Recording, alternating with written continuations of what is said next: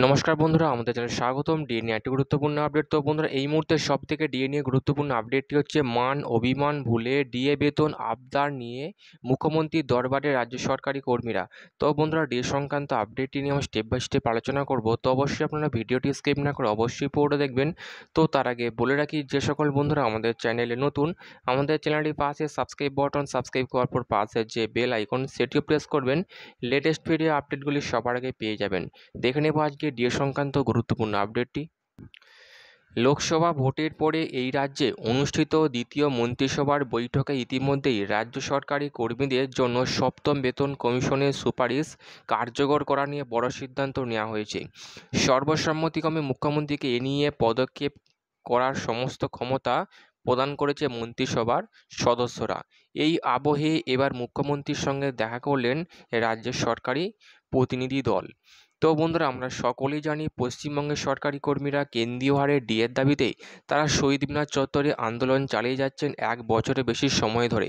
কিন্তু মুখ্যমন্ত্রী, অর্থমন্ত্রী, রাজ্যপালকে বারংবার চিঠি দিয়েও কোনো সুরাহা হয়নি।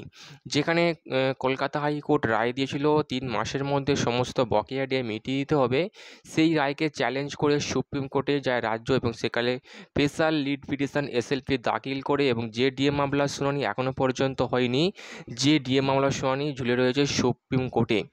এবং পশ্চিমবঙ্গের সরকারি কর্মীদের একটাই বক্তব্য, যতদিন না পর্যন্ত কেন্দ্রীয় হারে ডিএ ঘোষণা করবে পশ্চিমবঙ্গ সরকার, ততদিন পর্যন্ত এই আন্দোলন চলবে, এমনটাই ক্ষোভ প্রকাশ করেছেন পশ্চিমবঙ্গের সরকারি কর্মীরা।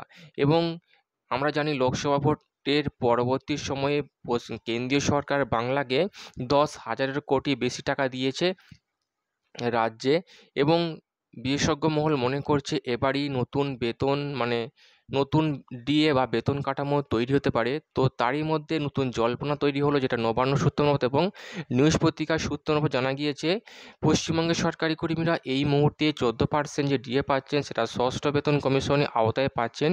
তো এবার নাকি সপ্তম বেতন কমিশন কার্যকর হতে চলেছে, এবং সপ্তম বেতন কমিশন কার্যকর করে নতুনভাবে ডিএ বৃদ্ধি করতে চাইছেন পশ্চিমবঙ্গের মুখ্যমন্ত্রী মমতা বন্দ্যোপাধ্যায়। মুখ্যমন্ত্রী অর্থমন্ত্রীর সাথে বৈঠক সারার পরই এমন চিন্তাভাবনা শুরু করেছেন, যেটা আমরা নিউজ পত্রিকার সূত্র মারফত জানতে পারছি। তো বন্ধুরা, কবে থেকে কার্যকর হবে সপ্তম বেতন কমিশন, সেটা এই মুহূর্তে এখনও পর্যন্ত দিনক্ষণ ঠিক হয়নি।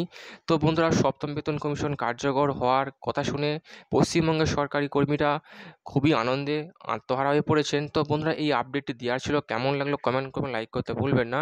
ডিএ সংক্রান্ত পরবর্তী আপডেট পাওয়ার জন্য আমাদের চ্যানেলটিকে সাবস্ক্রাইব করে রাখবেন। থ্যাংক ইউ বন্ধুরা ভিডিওটি দেখার জন্য।